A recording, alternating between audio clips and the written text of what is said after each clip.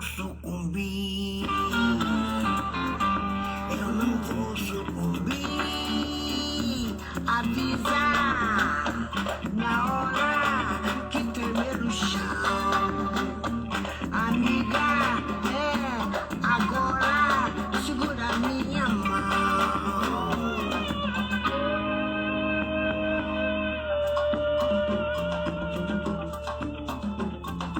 A minha jangada foi pro mar.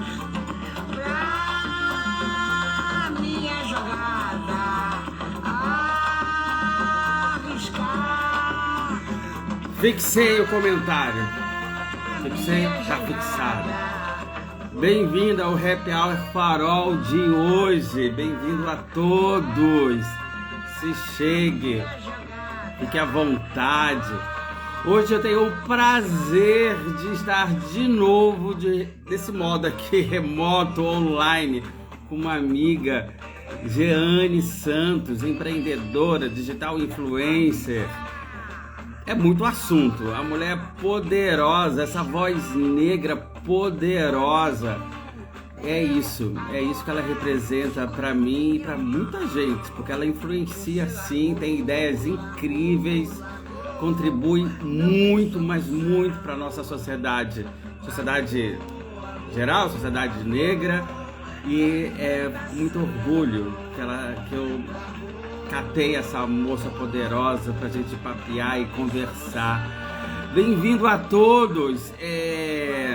Gente, façam perguntas, divulguem aviãozinhos, por favor. Vamos dar... Igor, se você estiver por aqui, bem-vindo, grande psicólogo. Milena, bem-vinda. Bem-vinda. Estamos ouvindo Elza Soares, outra poderosa, junto com o Baiana System, Virgínia Rodrigues, com a canção Libertação. É nesse lugar que a gente deseja sempre, não é?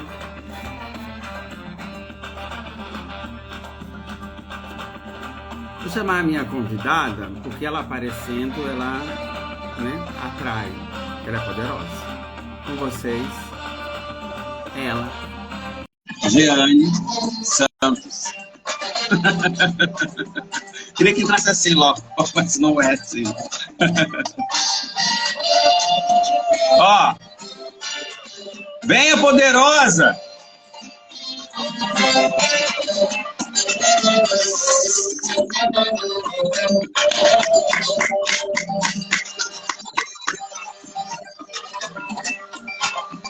Você veio de verde, essa mata, e eu vim de onça, Pantanal. Ai, que combinação maravilhosa! Eu sei que você vira onça, né? Mãe, protetora. A gente vira e desvira, é tanta da coisa que a gente descobre que a gente vira. Não é jogar nas 11, né? Essa frase tão emblemática. Deixa eu tentar arrumar esse negócio. Meu amor, quanta lindeza plástica. Não sei, acho que eu vou trocar de roupa. Não sei.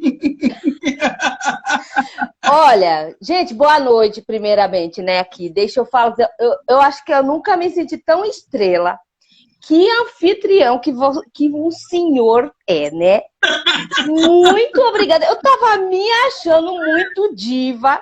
Aí eu chego na live, tá tocando Elza Soares. Aí eu fico, minha gente, isso tudo é pra mim mesmo. Empreendedora, digital influencer, referência. Confetes! Menino, que rasgação de seda. A gente não tá nem acostumado com tudo isso. Bom, isso é bom. Eu adorei. Essa frasezinha aí pode ter desdobramentos mais positivos. Deveremos e devemos nos acostumar com confete, sim. Isso é nosso. Sim. Se a gente se apresenta bem e tem algo a dizer, por que não? Este é o primeiro pito da noite. Porque a gente não veio aqui para brincar. Meu Ai, amor, gente, boa sempre noite, delicioso boa estar com noite aos você. seguidores de Jeane. Bota aviãozinhos aí, amiga, pro povo te ver, hein? Povo de... Olha, quem me segue, quem já me segue, segue o Ive, né? Uhum. Quem ainda não o conhece, seja muito bem-vindo aqui na rede dele. Os seguidores dele também me sigam, sejam muito bem-vindos aqui na minha rede. Tô mandando aviãozinhos. Envia essa live aí para todo mundo. Bora bater papo, bora trocar experiências e vivências e falar da vida. Eu adoro bater papo com o Ive. Ive é maravilhoso demais, gente. A gente, né, bate muito bem. Estrela, a sua chamada, a sua convocação aqui foi com a ideia e a pretensão de trazer esse poder da mulher, desse poder da mulher empreendedora que você criativa, com projetos, com a voz preta engajada, né, para ser politicamente correto, mas engajada e sem ser a engajada que alguns, né, ai, lá vem ela. Não, lá vem ela mesmo, e que bom que lá vem ela. Nesse lugar de afirmação e positividade.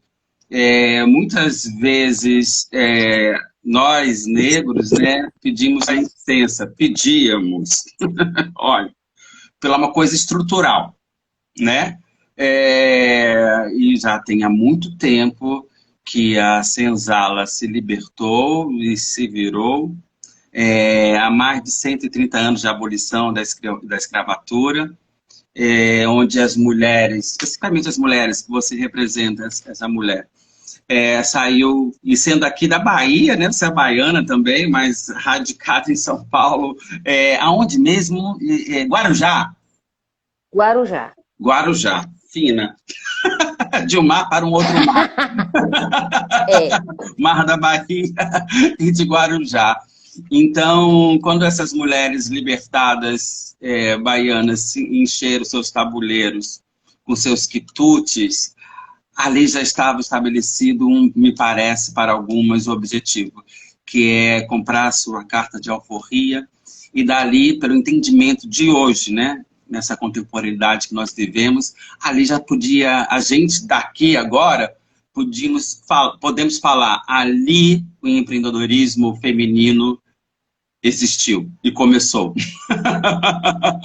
Né? Porque historicamente é isso. Historicamente é isso, porque a lindinha da princesa nos libera e vai. Enquanto alguns outros povos europeus, os italianos, vão com dinheiro e vão comprar terras e pronto. Mas aqui não há uma questão de reparar, de falar sobre o que aconteceu, mas o que está acontecendo agora. É nessa forma de existência, de presença, que a gente vai ter que contar a nossa história a partir dos movimentos que a gente faz. Então, para você, eu sempre abro o Happy Hour Farol, com um verso ou com uma frase que eu possa me identificar com a convidada e com a estrela da noite. Eu trouxe para a senhorita Angela Davis, que é uma outra grande guerreira e forte nesses movimentos. Ela diz o seguinte, quando falamos da história do povo negro, a nossa história, sempre nos lembramos da violência inenarrável da escravidão. Mas não devemos nos esquecer de que nas lutas pela sobrevivência e pela superação da violência, sempre estiveram presentes a criação de alegria, de beleza e de prazer. Estes são os presentes do povo negro da gente para o mundo. Angela Davis, e para você. Parabéns pela sua presença aqui. Uau! Nossa! Tô me sentindo agora. Muito obrigada. Primeiro porque, né, gente? Angela Davis é Angela Davis. Sim, Giane, É Giane. isso, né? É isso. É O que ela isso, traz gente, nisso que coisa daqui, linda. o que ela traz nesse lugar aqui, temos essa questão, né, de formos escravos, mas tem uma coisa que é da nossa alegria, do nosso prazer de viver. Então, é nesse lugar que a gente existe para isso e para tantas outras coisas que a gente desejar. Ser empreendedora é uma coisa que sempre passou pela sua cabeça, Regiane? Nunquinha! E como que se Ai, gente, constrói essa persona empreendedora? imagina, Olha, imagina uma garotinha nascida no interior do sul da Bahia, numa zona rural. Engraçado pensar nisso, né? Assim, pensar de que lugar eu venho. Porque realmente, como nasce uma empreendedora? Sim, Como nasce? O que fazem? Como vivem? O que comem? Mas eu tenho uma memória afetiva de muito tenra idade, assim, que era eu me imaginava desenvolvendo um trabalho com crianças.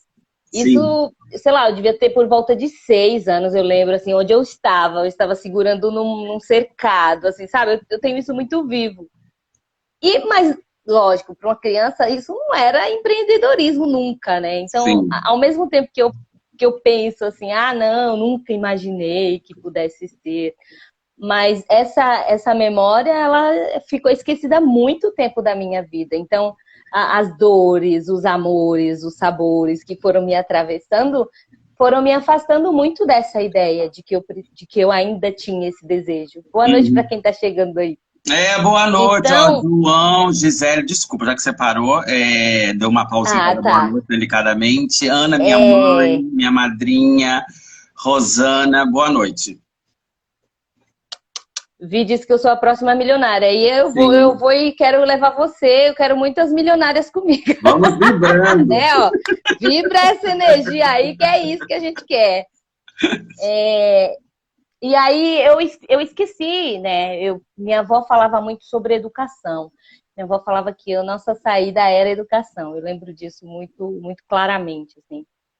Então eu foquei na educação, mas aí eu fui esquecendo esse sonho de menina de trabalhar para a infância. Só que naquela época eu pensava num orfanato, algo desse tipo, sabe? E, e aí depois vem todo o meu processo de eu preciso, sei lá, um trabalho mais seguro, uma coisa mais, não sei, eu acho que é bem nesse lugar de segurança mesmo que Sim, a gente vai buscar, né? sim. Um pagamento, Uma um estabilidade, né? dinheiro que está ali certinho, É. estabilidade. Então, eu fui para o concurso público, eu fui para o serviço público, eu acreditava muito nisso. Eu falei, não, vamos prestar concurso, minha gente. E aí, eu terminei a faculdade e junto com o final da faculdade veio o meu concurso, né? Eu passei em um concurso para saúde. A Já faculdade era de trabalhava quê? na... Era de letras. Letras. Não fui muito para a área, não. Eu Uhum, trabalhava na educação, prestei esse concurso para a saúde, e aí passei e larguei a educação e fui para só viver com a saúde. uhum. Mas é engraçado que aí as nossas dores, elas me atravessam novamente nesse lugar de saúde, porque eu vou trabalhar dentro de uma comunidade e lá na pontinha, né? Lá naquela pessoa que está mais marginalizada mesmo. E ali eu começo a ver de que maneira que essa sociedade está desenhada, quais são os lugares Sim, que essa periferia acessa ou não acessa. E isso me levou para um lugar de doença mesmo. Assim, eu fui acometida da depressão e aí eu não conseguia mais trabalhar com isso. Então, o empreendedorismo volta, né, para mim nesse momento de eu pensar que o funcionalismo público já não me realizava. Eu não estava bem. E aí eu falei, vou empreender por necessidade. Eu comecei a empreender por necessidade. Necessidade. Você sabe... Eu larguei... Uhum. Eu estava... Jane, só uma parte. Eu estava, antes de convidar você, eu estava pesquisando e eu estava olhando aqui na internet, né, as mulheres negras empreendedoras. E muitas... Não vi todos os vídeos do mundo, pelo amor de Deus, não vou nem exagerar.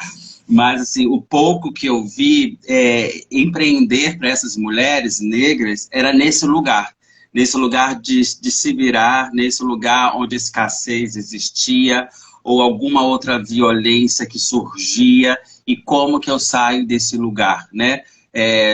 Já que o emprego ou dos sonhos, ou o emprego de estabilidade, né, não surgia, como que eu invisto em mim? Então, é desse lugar, as coisas que eu vi eram desses lugares que elas saíam. Quando tinha uma escassez de alguma coisa, tinha que virar a chave, tinha que mudar o seu comportamento e empreender. Ou aí, histórias que eu era adolescente e minha mãe precisava de grana, então eu pegava, fazia, quando dava doce, que é brigadeiro, e vendia.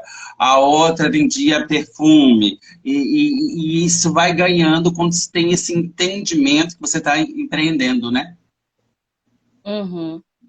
E muitas vezes a gente chega no empreendedorismo desconhecendo tudo.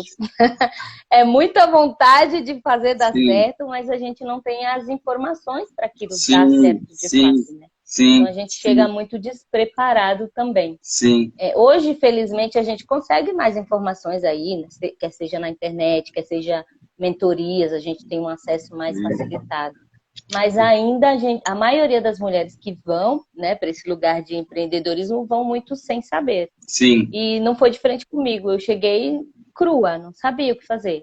Tinha muita vontade, tinha necessidade, mas eu não sabia o que fazer. E aí, isso quando eu pensei no empreendedorismo, né? Porque antes disso eu já empreendia, por exemplo, quando a gente fala em empreendedorismo, fica parecendo que é só uma coisa... a palavra solta. Vendia quem tinha, vendia o quê?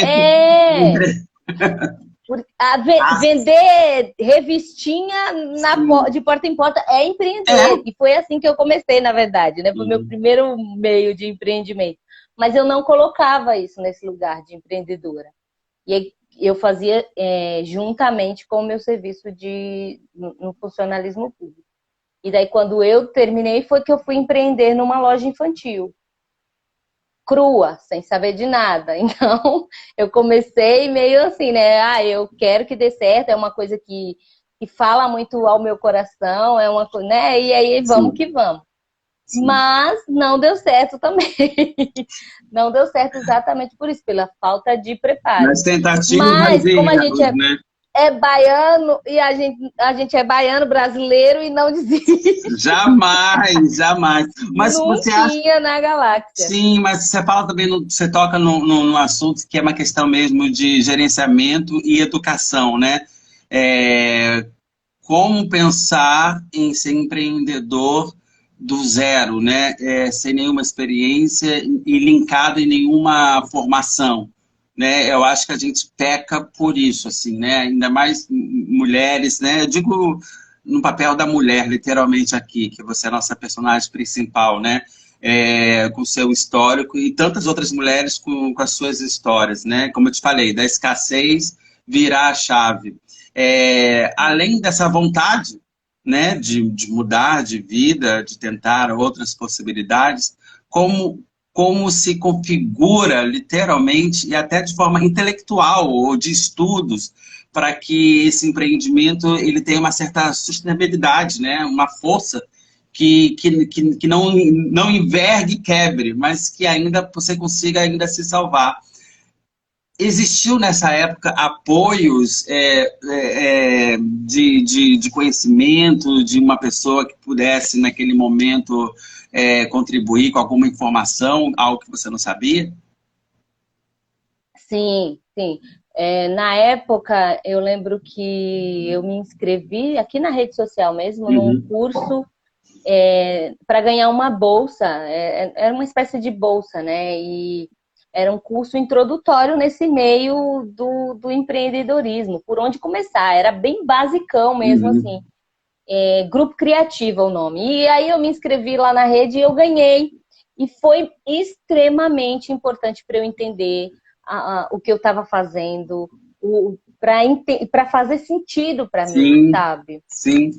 E foi muito importante. Então, por isso que eu penso que ainda bem que hoje a gente tem mais ferramentas. Depois disso, eu fiz outros cursos, eu fui buscar mais informação. Mas naquele momento me apoiou muito. Pensando que a gente está vindo de uma sociedade, de um lugar que a gente não tem o básico, que é a educação financeira, né? A gente não consegue se organizar financeiramente. Não. Então, eu acho que é o primeiro passo. É uma defasagem. Porque não importa se eu ganho R$10 ou R$100. Sim. Eu consigo administrar esse dinheiro, sabe? E a gente nós vivemos majoritariamente em periferias com pouca ou nenhum conhecimento sobre educação financeira. Zero. Então a gente ganha mal e a gente não consegue administrar ainda por cima, o que é muito problemático e traz uma gama de dificuldades, inclusive da gente sair desse lugar que todo mundo gosta de dizer, é vítima, se coloca no lugar de... Não é que a gente se coloca, a gente não se coloca lá. A gente foi colocado pela maneira que o sistema está estruturado e por conta dessa defasagem de educação, quer seja financeira, emocional, de várias maneiras, a gente está muito longe de um ideal de educação nesse sentido, para a gente sair desse lugar. Sim, sim. Não, falta muito ferramenta. Não, é importante. E olha, não sei se eu posso usar essa palavra. Eu vou usar e depois você me corrige. E tem uma questão do agravante, né? Ser empreendedora, mulher e negra. A credibilidade, será que é parecida com uma mulher empreendedora de outro porte ou nível social? É uma provocação. Eu duvido muito, viu? Mas todo lugar que eu chego, que eu uso isso, que eu uso essa colocação, eu sou questionada, exatamente, né? Quando eu falo assim, é porque eu parto de um lugar que eu sou mulher, negra, nordestina. Mas aí você, sabe, assim, já tem uma problematização. Algumas pessoas têm essa dificuldade de entender que partimos de lugares diferentes. Cada um de nós. E muitas das nossas dores, claro, são generalizadas e podem ser, e precisam ser, inclusive, mas entender que quando uma mulher negra diz que ela é uma mulher negra, ela entende quais são as dores que atravessaram, sabe? E eu sinto que muitas das vezes, quando eu chego e me apresento com esse discurso, eu sou invalidada, infelizmente. Parece aquela velha história, mimimi, vítima do sistema. Gente, mas é real, assim, né? É muito real. Eu fico imaginando assim, fica parecendo que é uma criação da minha cabeça. É uma questão de falta de empatia. Sou eu que estou criando isso te define. Muito pelo contrário, é um ponto inicial que não te define porque você vai querer ser outra coisa que você quiser. É uma loucura isso. Até hoje, 2000, eu acho que foi essa semana, ou semana passada, que eu até repostei no Jornal Nacional que deu uma empregada doméstica, acho que foi em São Paulo, não me lembro. Quem souber aqui onde que foi essa cena aconteceu. Uma empregada doméstica descendo, e aí ficou esperando o carro, o aplicativo chegar, uma dona, né, que mora, branca, ficou indignada que ela estava esperando, me parece, na recepção. Virou um caos. Que lugar é esse de intolerância que não respeita, né? Que não deixa a gente ir e vir e com os nossos sonhos, da onde a gente veio e para onde queremos ir. É só isso. É só isso, não. É isso, e isso é muito forte. É isso. Hoje eu fiz uma formação com professores e eu usei uma frase que tem feito muito sentido para mim, que é: a gente precisa defender o direito de ser quem a gente é. Sim. Isso parece surreal. Porque assim, o meu cabelo, dependendo do serviço, do lugar que eu vou me colocar para trabalhar, Sim. o meu cabelo ele não vai ser aceitado. Te define, aceito. Eu não posso usar esse cabelo. A gente tem, assim como esse caso da moça Da empregada doméstica. Da empregada doméstica, tem outros casos e não são corriqueiros, sabe? Não é uma coisa, aliás, e são corriqueiros. Acontece o tempo inteiro. Mas, por exemplo, a menina que teve uma dona de loja que se disponibilizou para colocar, para pagar as tranças da funcionária, porque o Black Power não funcionava naquela loja. Então, assim, a gente, não sei, parece que existe um lugar comum em que a sociedade colocou esses comportamentos e que a gente precisa refletir para tentar transformar. Sim. E dizer, não é comum. Porque quando eu falo que alguém não pode ter esse ou aquele cabelo porque não é aceitável, porque não é arrumado, porque você está questionando a existência da pessoa da maneira como ela é.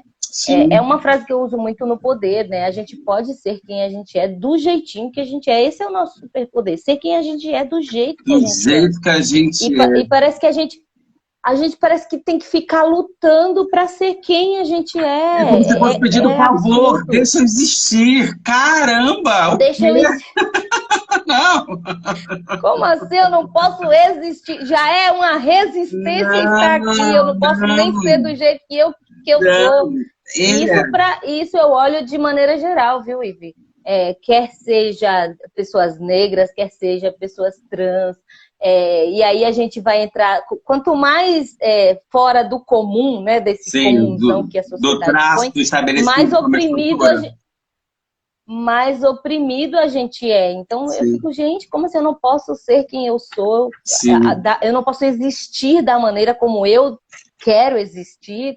Como assim? E a gente está falando, né, eu e você, adultos, maduros, na tentativa de querer ser cada vez mais livres.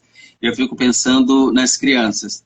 E aí você falou a palavra do poder, né, que é o Poder Preto Kids, no qual eu lhe conheci e ali me fixei, né, no seu projeto.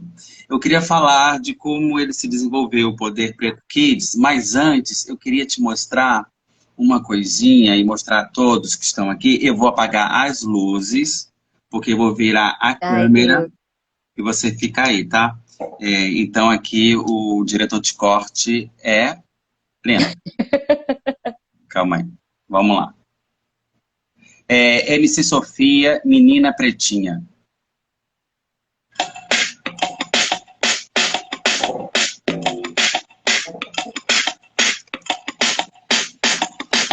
Menina pretinha, exótica não é linda. Você não é bonitinha. Você é uma rainha. Menina pretinha, exótica não é linda. Você não é bonitinha. Você é uma rainha. Devolva minhas bonecas, quero brincar com elas. Minhas bonecas preto que fizeram com elas. Vou me divertir enquanto eu sou pequena. Barbie é legal, mas eu prefiro a máquina africana. Com a história do Rio, sou negra. Eu tenho orgulho da minha cor africana. Com a história do Rio, sou negra. Eu tenho orgulho da minha cor. Menina pretinha, exótica não é linda. Você não é bonitinha. Você é uma rainha. O meu cabelo achatado, cê precisa de chapinha. Canto rap por amor, essa é minha linha. Sou criança, sou negra, também sou resistência. Racismo aqui não, cê não gostou, paciência. Cabelo achatado, cê precisa de chapinha. Canto rap por amor, essa é minha linha. Sou criança, sou negra, também sou resistência. Racismo aqui não, cê não gostou, paciência. Menina pretinha, exótica não é linda. Você não é bonitinha. Você Você é uma rainha, menina pretinha, exótica não é linda. Você não é bonitinha, você é uma rainha. Devolva minhas bonecas, quero brincar com elas. Minhas bonecas preto que fizeram com elas. Vou me divertir enquanto eu sou pequena, baby é legal. Mas eu prefiro a máquina africana. Com a história do griot, sou negra. E tenho orgulho da minha cor africana. Com a história do griot, sou negra. E tenho orgulho da minha cor. Menina pretinha, exótica não é linda. Você não é bonitinha, você é uma rainha. O meu cabelo é chapado, cê precisa de chapinha. Canto rap por amor, essa é minha linha. Sou criança, sou negra, também sou resistência. Racismo aqui não, cê não gostou, paciência. Cabelo é chapado, cê precisa de chapinha. Canto rap por amor, essa é minha linha. Sou criança, sou negra, também sou resistência. Racismo aqui não, cê não gostou, paciência. Bravo! Que delícia! Bravo! Eu conheci assim, né? Conheci o trabalho da MC Sofia nessa época, que ela era pequenininha. Sim, Ai, como a gente vai agora ela ficando tá velha. grandona, tá adolescente já, né? Tá maior. Tá enorme, né? Tá aí e na sua resistência, né? Fazendo um trabalho lindíssimo e consciente, né? E aí o Poder Preto Kids, né? Da criança, essa criança indefesa, como qualquer outra criança, recebendo críticas, apontamentos.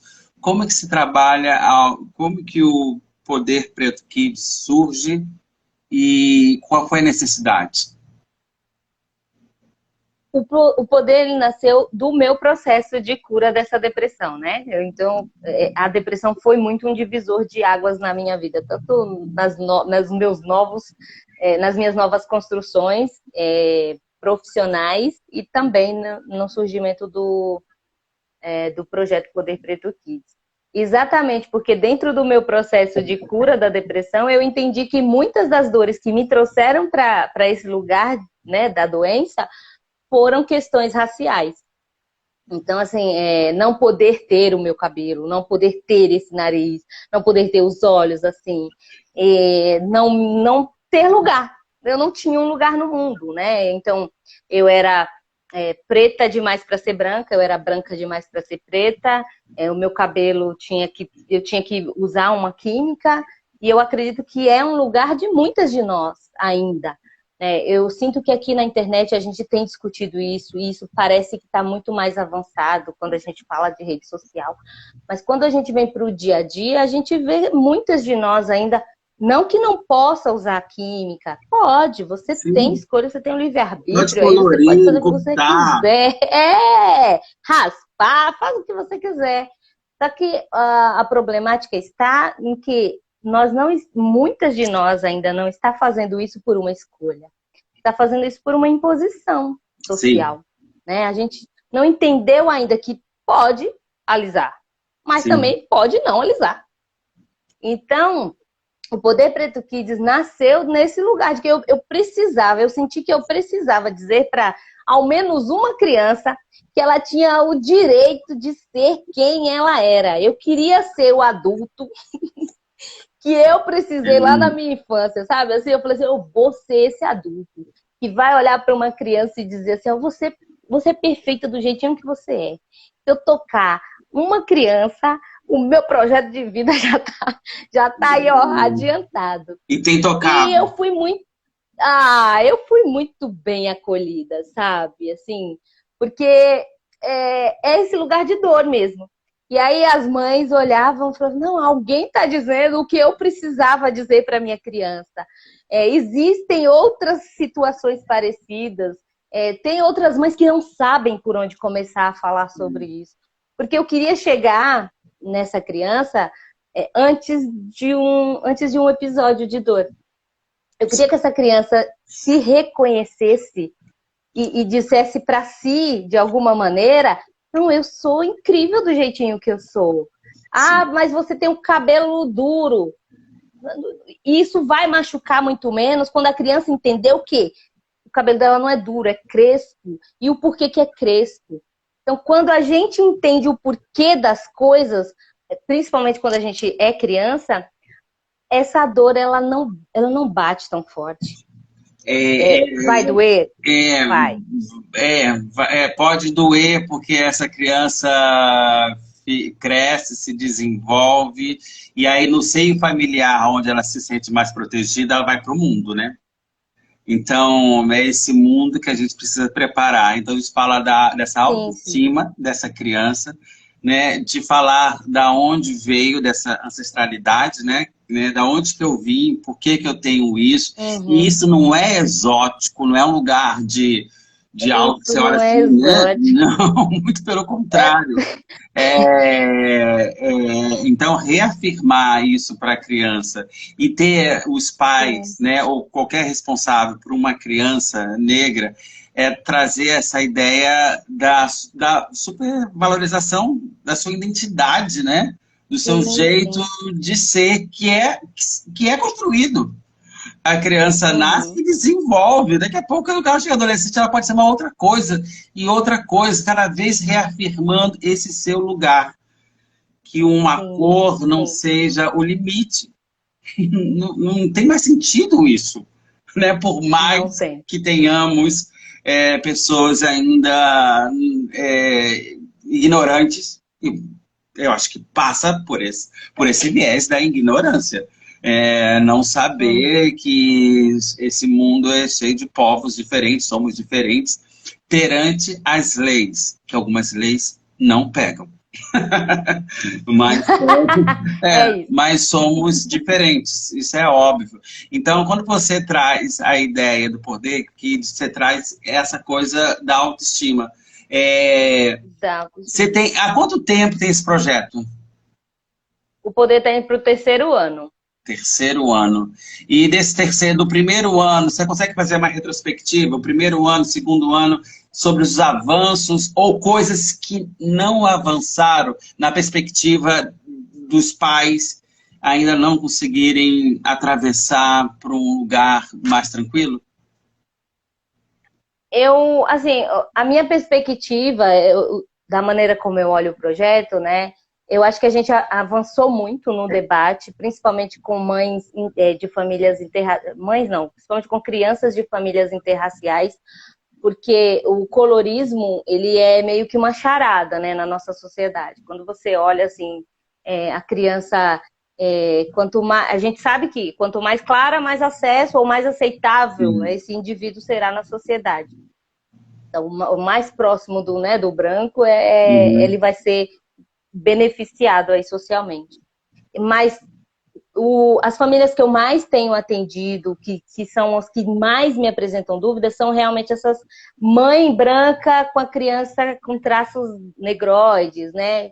Ou pais, mãe negra também, mas que o pai é branco. As famílias interraciais atualmente, são as que mais têm me procurado nesse sentido de não saber mesmo como lidar. Porque às vezes é uma mãe que não tem as dores raciais, né? Que ela não passou por um questionamento da sua existência, porque ela é branca.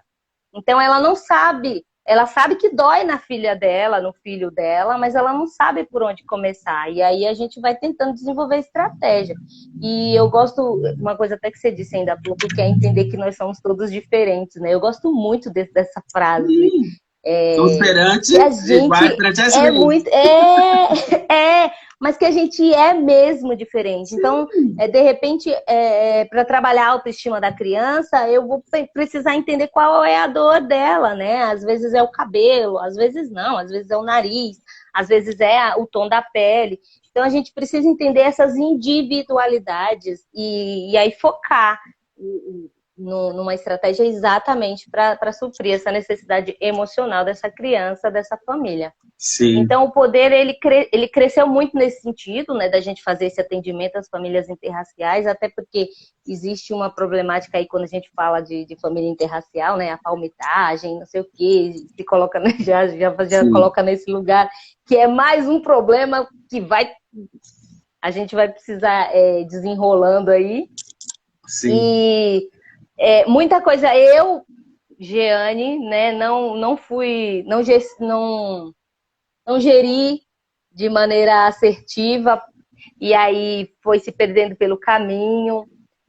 Mas eu acho que todas as experiências foram muito válidas. A gente já teve, por exemplo, uma embaixada que era fantástica, incrível, que era os representantes do poder, assim. Então, né, cada lugarzinho do Brasil tinha um representante, tinha um embaixador. E eu acho que a gente cresceu muito nesse sentido, né? Dessa família entender que esse espaço realmente é dela. Outra coisa que eu acho que é muito importante dentro do Poder Preto Kids é criar esse espaço para essa criança entender que ela tem um lugar no mundo, que ela pode ter. Sim, sim. Mas você fala, né? É incrível esse trabalho, mas pensar que a mulher tem além de ser, né, a mãe, né? Eu fico pensando onde que está, né? Se tiver um companheiro, onde estão esses homens, né? Para fortalecer essa ideia, para espalhar essa ideia, essa mentalidade, né? Porque né, ser mãe não deve ser muito fácil. Então, e me parece que às vezes o papel do homem, né, desse masculino, ele fica, não sei, traga essa experiência para mim, fica ali assistindo, assiste ou também se compromete com esse Poder Preto Kids, quando tem um companheiro? Eu tenho majoritariamente eu atendo as mães, assim, eu fico muito sentida, né? Porque realmente eu gostaria que houvesse uma participação maior dos homens nesse sentido de olhar e perceber que a sua cria precisa desse afeto. Mas a gente está falando também de uma dor muito do adulto, né? Tanto da mãe quanto do pai. Eu tenho alguns pais já me procuraram, a gente já trocou ideia, mas eu não sei se é porque, como sou eu que estou lá, né, gerindo tudo, e não sei se causa de repente um espanto, e não vou chamar, porque, por exemplo, tem o projeto dos Pais Pretos, né, que é do Humberto Baltari, incrível também o projeto dele. Ótimo. E aí eu sinto que lá tem uma participação mais, assim, sabe? Eu sinto que tem mais pais lá.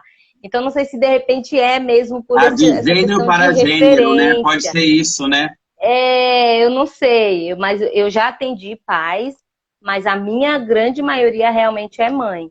Mas essa mãe, muitas vezes, ela vem solo, né, da vida. Ela é uma mãe solo na vida, né? Ela não tem esse companheiro nem mesmo fora da rede social. Então, não é só uma questão, não é só um ponto de que o pai não participa da criação. Não, o pai não participa da vida da criança. Que é também um dado social, né? Sim. A gente tem essa característica na nossa sociedade brasileira. Os nossos homens, por vários motivos, tem várias pesquisas aí, vários dados, que a gente percebe que a violência atinge muito os homens, principalmente homens negros. Então, aí a gente começa a falar de outro lugar de dor, né? É tipo, né, novelo, vai puxando, mas eu acho que esse serviço precisa ser puxado. Talvez aqui não dê tempo, mas eu digo dessa presença masculina, se possível, estivesse mais presente, porque eu sinto e vejo, por mais que a mulher tenha companheiro, ainda fica na função dela. Esse lugar. Fica. Tendo o companheiro dentro de casa, sim, vendo a relação, vendo que seu filho é negro, que vai para a escola, que ouve coisas, que é discriminado, ou esse pai, alguns, não posso generalizar, né? Tratam isso muitas vezes, ou algumas vezes, de um traço mais violento que educativo. A gente viu o Oscar, né? Agora, né? O que levou a essa agressividade física, né? Deve ter coisas, a gente sabe que tem coisas muito maiores que de tanto engolir. Não estou dizendo fazendo apologia à violência, zero violência física. e também psicológica. Mas às vezes, até para se discutir sobre isso, né? Até que ponto, até onde eu sustento uma certa insanidade, né? Uma certa clareza, uma certa coisa que eu possa ali me conter e depois aquilo eu falar de uma outra maneira do que a questão da coisa do ímpeto e da coisa da reação, ação e reação. Ali é possível se discutir o porquê dessa violência física, no qual eu não concordo, mas houve. Então eu quero trazer essa perspectiva assim, da possibilidade dos pais, que vai ficar gravado, participarem sim desse lugar educativo, desse lugar da defesa. A gente fala tanto, né? Alguns aí, defesa da família. Bom, que seja positivo. Que os pais, esses homens, estejam presentes na vida dessas crianças de uma maneira educativa. Não só bateu e levou. Porque muitas vezes vão por esse lugar, né? A gente ainda reproduz muito, né, Ive? Essa educação punitiva, de castigo. Infelizmente, existe uma lei aí, existe a lei da palmada, né? Mas a gente sabe que na vida real, esse castigo físico ele ainda está muito presente, ele está muito enraizado na sociedade. Sim. Por outro lado, também tem a questão do, não sei se machismo, a maneira como a gente criou os nossos homens, né? Sim. Quando a gente fala de gestão emocional, a gente fala de maturidade emocional, mas a gente, por outro lado, acha que um homem mais sensível não é um homem. Não é um homem. Porque o homem não pode chorar, porque o homem não pode. Então, a gente ainda tem muita reprodução disso na sociedade. A viralidade do homem é uma ignorância. Esse novelo não acaba. Eu acho que é uma ignorância. Essa ignorância de não saber, né? Essa ignorância da falta de informação. E aí, de novo, a gente cai naquela coisa da estrutura educacional, né? Da educação. Você imagina, e eu vejo em suas postagens no Poder Preto, Kids, a questão da literatura, das referências negras. E ela fala, né, aqui, e ela fala da Barbie. A Barbie pode existir, mas também quero, né, minhas bonecas pretas. Qual a importância dessa representatividade enquanto material, enquanto objeto, seja um super-herói, seja uma referência que é você, que está viva, que diz coisas? Qual é a responsabilidade de mostrar para essas crianças que existem heróis intelectuais, pensadores, que é da mesma raça e do mesmo jeito que é correr atrás e se desenvolver enquanto intelectual e ser humano? Eu vou parafrasear uma fala da Thaís Araújo, né? Ela diz que representatividade é você entender que você é possibilidade, que é possível a existência. Quando a gente não se vê, a gente não acha que é possível. E eu acho que a representatividade vem muito nesse lugar, de que nossas crianças elas precisam se enxergar. Nós somos um país composto, aí, segundo o censo de 2020, 56% da população. Mas quando você vai buscar uma boneca negra, elas são 6%. Nada, pife. Censo de 2020 também. 56%. Nós encontramos 6% de bonecas que se parecem com essa população. É ridículo, sabe? Assim, então, quando a Sofia fala que prefere a maquena africana, que é também uma fala extremamente importante da gente entender que a África vem muito antes de um navio negreiro, né? Porque tem essa defasagem dentro da educação. Parece que a nossa história começa dentro de um porão, dentro de um navio. E não, o que veio antes, né? Então a representatividade ela precisa ir. Rainhas africanas. Exatamente.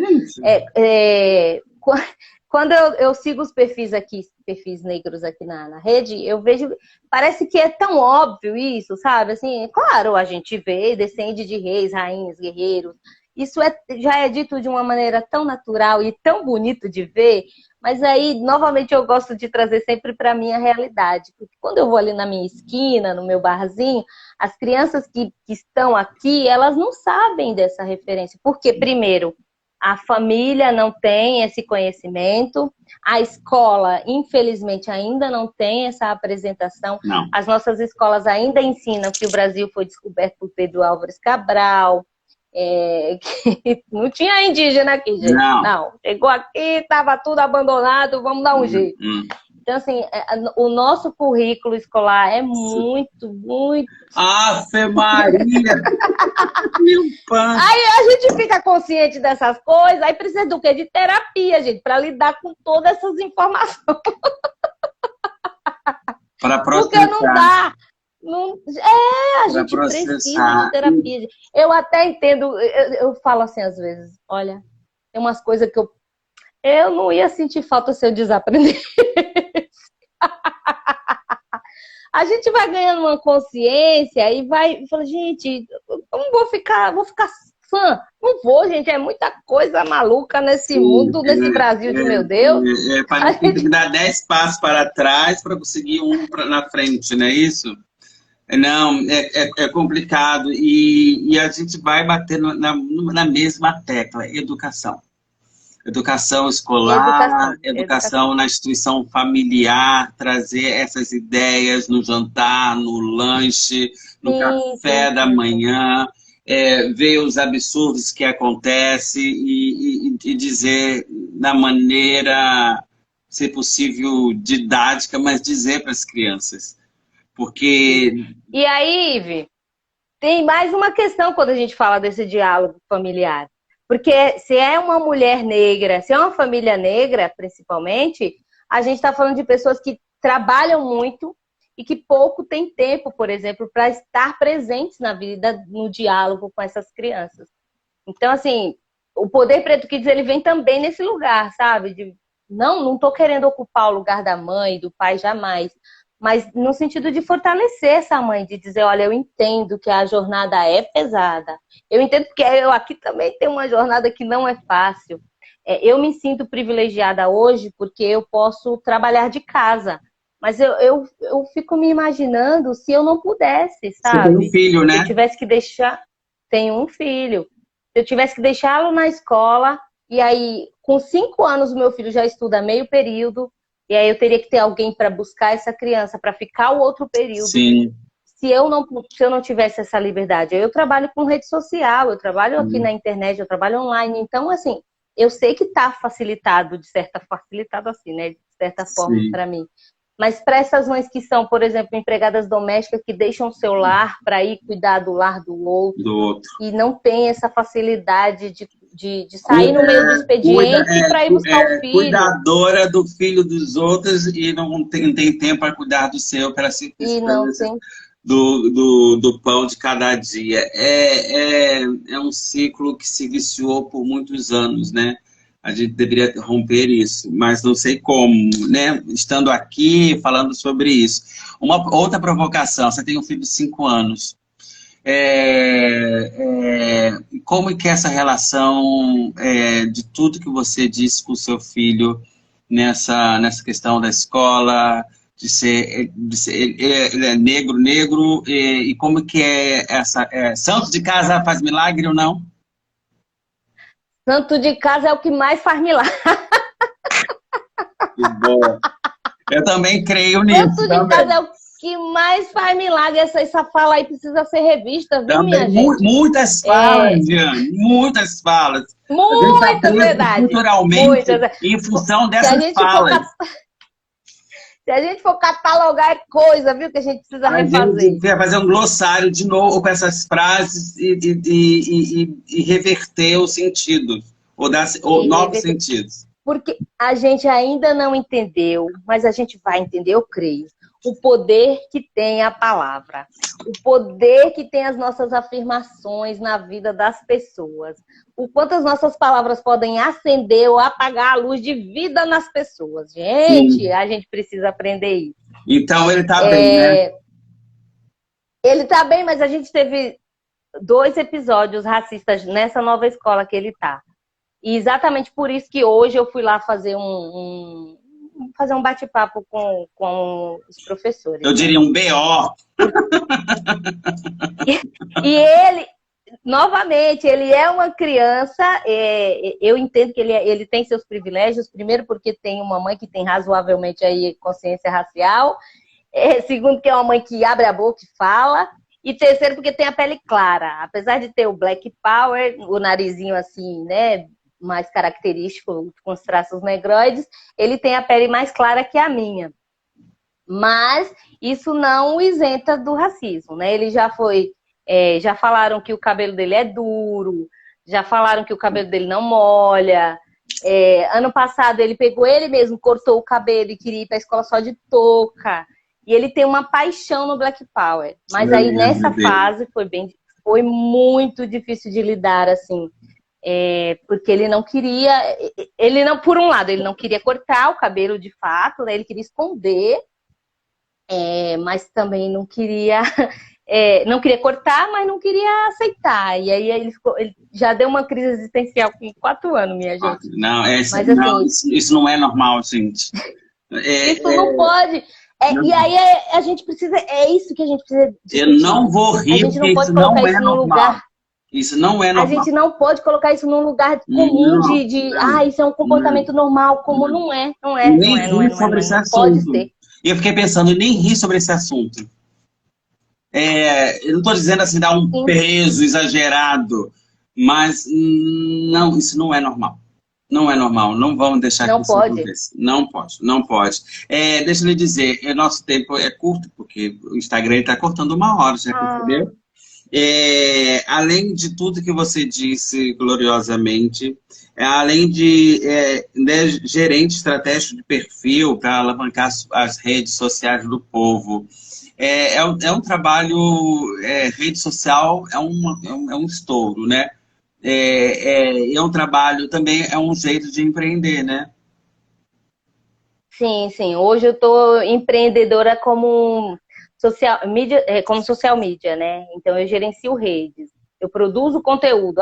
Eu sou dona de uma esmalteria e eu não sei como me apresentar na rede social. Então eu junto com a empreendedora, a gente vai desenvolver uma estratégia de se apresentar melhor dentro da rede social, chamar a atenção, chamar mais clientes, prospectar mais clientes e aí é a minha maneira de empreender hoje, principalmente. Sim. A gente vai gravar uns reels, um vídeo e fazer live. Sim. Eu vou ter que ter uma aula com você. Bora marcar. Bora marcar. Eu quero agradecer. Estou dizendo isso porque ele está cortando. Daqui a pouco aparece aqui 10 segundos. 15 segundos. Eu sei como é. Instagram é uma... Então eu peço desculpas, a presença de todos, ficará gravado. Vou expor, vou colocar esse vídeo no meu canal, que eu inaugurei. Ive Santos Farol, no YouTube, tá lá. Então daqui eu passo para lá. Um dia eu farei lá direto, mas eu falo com você sobre isso, que você vai ter que me ensinar algumas coisinhas. Deixe os seus recados, o seu serviço, onde te encontrar, para fazer isso mesmo, né? Para você ajudar a gerenciar aí, né? Falar sobre planejamento, pontos estratégicos. Agora esse é o momento de empreendedora e mandar recado. Primeiro, muito obrigada, né? Eu sou suspeitíssima para falar, porque eu te adoro. Eu adoro a maneira como você traz a tua mensagem para o mundo. Eu adoro a tua companhia, adoro bater papo. Muito, muito, muito obrigada pelo convite. E se você tem aí alguma dificuldade, gente, até só para texto, que é muito a minha especialidade, tá? Eu produzo conteúdo. Você não sabe que legenda colocar? A gente ajuda. Eu preciso de uma estratégia para engajar. Eu te ajudo. Meu pai, isso na hora certa. Eu vou ter desconto.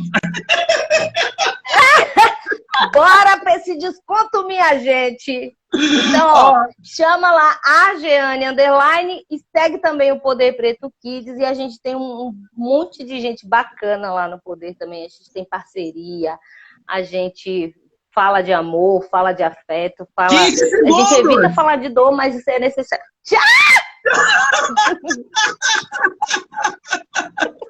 Um beijo, Tchau, meu Maluca. povo. Muito obrigado. Obrigada.